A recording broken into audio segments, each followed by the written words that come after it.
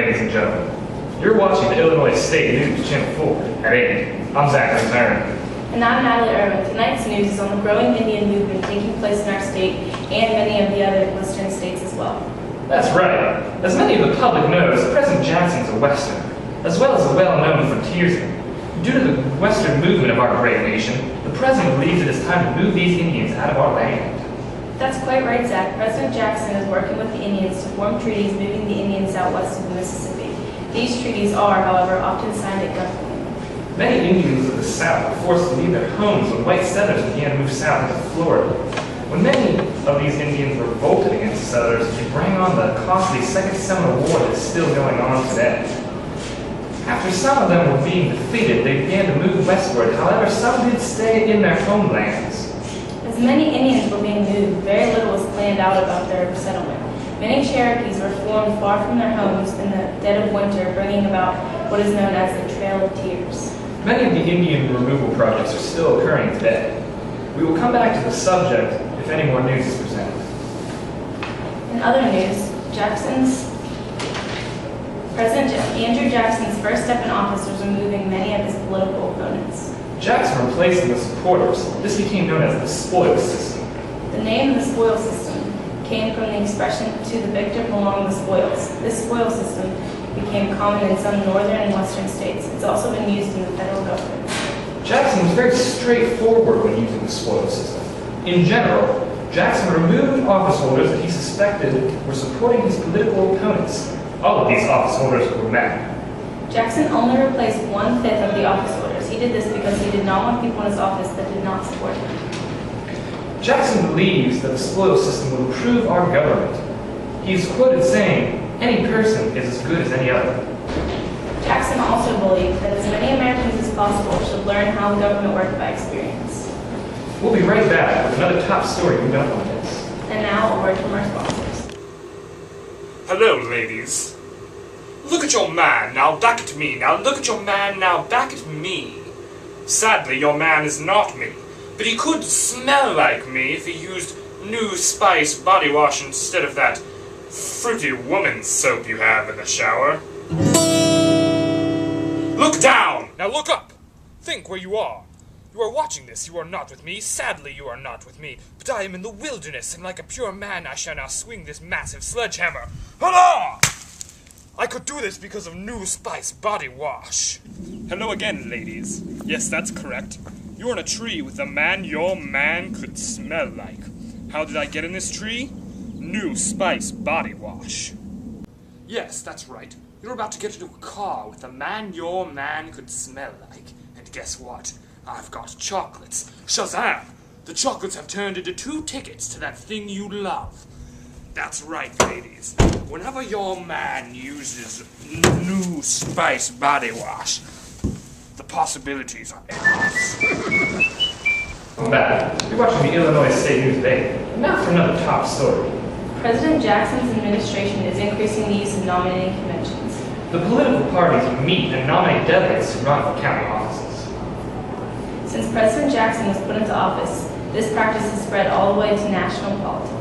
Now to Nathan for more information on Jackson's views. Thank you. In light of the effects of the spoil system, many Americans are wondering what President Jackson plans to achieve by firing office holders. Andrew Jackson is a Democrat that believes the way to keep government in the public's best interest is to constantly rotate officials between normal, average people. This is no more evident than by his cabinet members. In total, he has had 4 secretaries of state, 3 secretaries of war, 5 secretaries of treasury, 3 secretaries of navy, 3 attorney generals, and 2 vice presidents. Jackson also has unconventional advisors he meets with called his kitchen cabinet, insinuating that they enter through the back door of the White House and through the kitchen.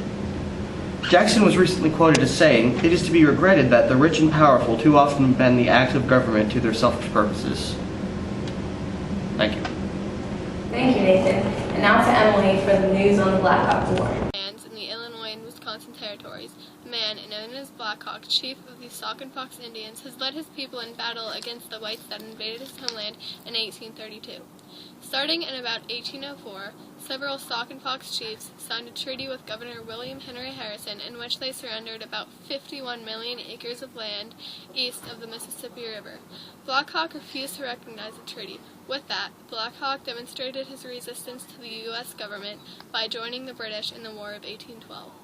After the war ended, the white squatters appeared in the homeland of the Sauk and Fox Indians. The white settlers took over everything and destroyed their boats. In 1828, the federal government ordered the Indians to vacate the valley. But each time they attempted this, they were driven out by the Illinois governor. In 1832, Black Hawk, assuming that other tribes would assist his people, went to war. The Indians' strength quickly faded along with their food supplies. Black Hawk was then forced from the battlefield without victory. Within a few years, most of the tribes had led the old Northwest Territory to the far west, thus abandoning those lands to the white settlers. Until we come back, we'll have a weather and traffic update for your local area. Welcome back. We now go to Haley for weather and traffic. I am now on location at the National Guard in Illinois for weather and traffic. I was just informed recently that dark clouds are heading toward you and will reach by nightfall. So in the morning, when you are heading out for work, expect the roads to be muddy and make sure to have your horses protected. Currently, the field temperature is warm around 79 degrees with warm winds. The average for May has been around 75 to 85 degrees. Today's sundown was at 7:30. For those of you who have missed it, will occur at 7:30 again the rest of the week. The sun will rise at 6 in the morning for this week. Now here is the following forecast for this week. Light rain showers will occur overnight, so expect the roads to be muddy the rest of the week and also low temperatures. This weather of the week should do well with the crops. Let's return to traffic updates. The heavy traffic will occur from 6 to 7:30 for workers returning at home. Early morning traffic occurs from 5 to 7. Well, this has been your traffic and weather update. Thank you, Haley. And now we go to a special interview with Karen Antolik on Johnny Appleseed. Local legend, Johnny Chapman, or better known as Johnny Appleseed. Well, hey there, little lady. So, John.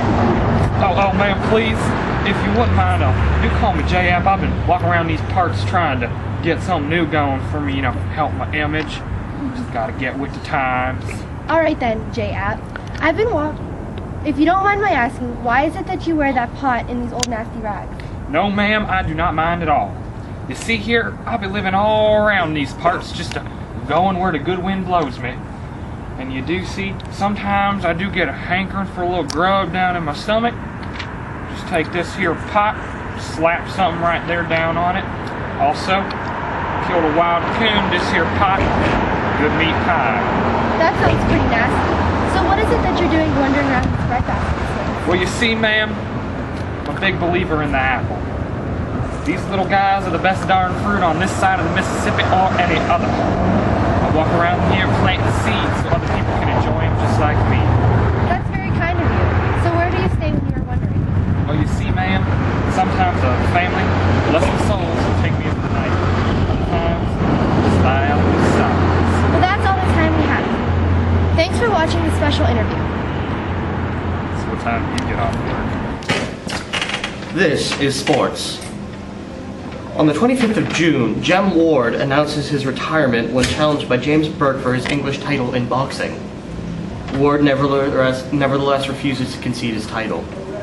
In cricket news, James Saunders died in March. He has been ill with consumption for the last 2 years. Scores and biographies states that he was a great batsman who had scarcely reached his prime.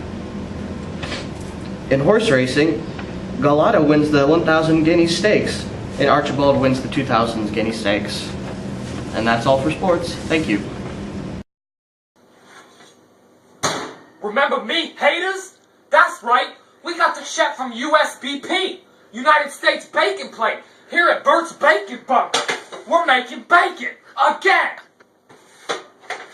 Bacon plates! What we putting on these bacon plates? Come here, I'll show you. Pancake! Bacon strip! Pancake again! Bacon strip number 2! One more pancake to top it off. What am I going to do now? I'm making it rain bacon. Burn! Whoa! Whoa! Bacon! Come down to Bert's Bacon Bunker. It's getting insane. The Cherokee people are very inventive people. In 1800, Sequoyah, a Cherokee Indian, invented his own written language for his people. He combined English, Hebrew, and Greek letters. He also added some other symbols and developed the Cherokee alphabet. Due to this great achievement, his people developed their own newspaper by the year 1828, and it is still in circulation today. They called their newspaper the Cherokee Phoenix. Now back over to Natalie and Zach. Thank you, Jill. Well, ladies and gentlemen, you've been watching the Illinois State News at 8. For everyone here, I'm Zachary Zern. And I'm Natalie Irwin. Thank you and good night.